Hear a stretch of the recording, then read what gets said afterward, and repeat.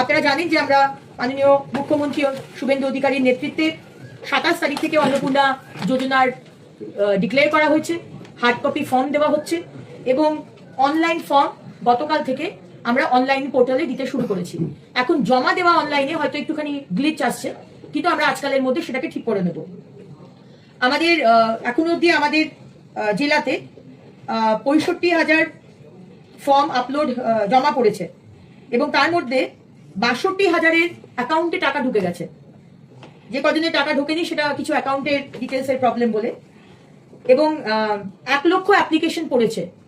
Total 1 লক্ষ application পড়েছে, 65,000 already scrutiny করে টাকা ঢুকে গেছে, 62,000 টাকা ঢুকে গেছে।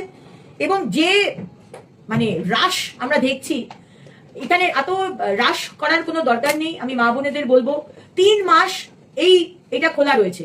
3 মাস অব্দি আপনি ফর্ম ফিল আপ করে, হার্ড কপি হোক সফট কপি হোক, ফিল আপ করে আপনি জমা দিতে পারবেন। আপনি জমা দেবেন বা আপনি ফর্ম পাবেন বড় অফিস আসানসোল এবং Durgapur, block office, GP office এবং বিভিন্ন জায়গাতে বস্তি টস্তিতেও কিন্তু আমরা ছোট ছোট ক্যাম্প করছি।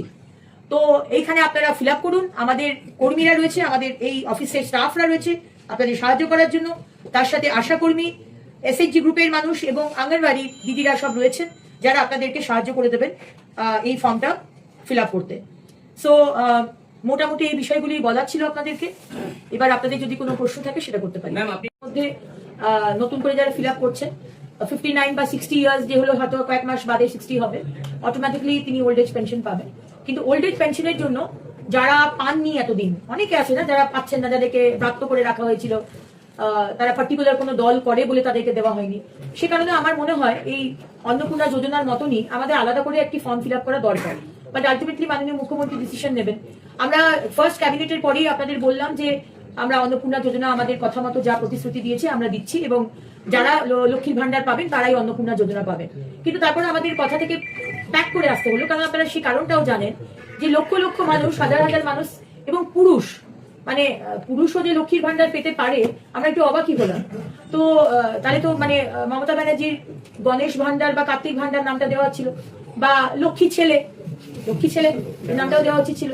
কিন্তু এত দুর্নীতি হয়েছে যে সেটা নিয়ে আমরা মানে আমি ক্ষমা চেয়ে নিচ্ছি, ডিসিশনটা বদলাতে হলো। এবং আমার মনে হয় যে এটা রাইট ডিসিশন হলো যে যারা জেনুইন আর যারা 15 বছর ধরে পাননি লক্ষ্মীর ভান্ডার তারাও কিন্তু এবার অ্যাপ্লাই করবেন। এবং আরেকটাও জিনিস বলতে ভুলে গেলাম যে আমাদের সরকারি বাসে মহিলাদের বিনামূল্যে যাতায়াত।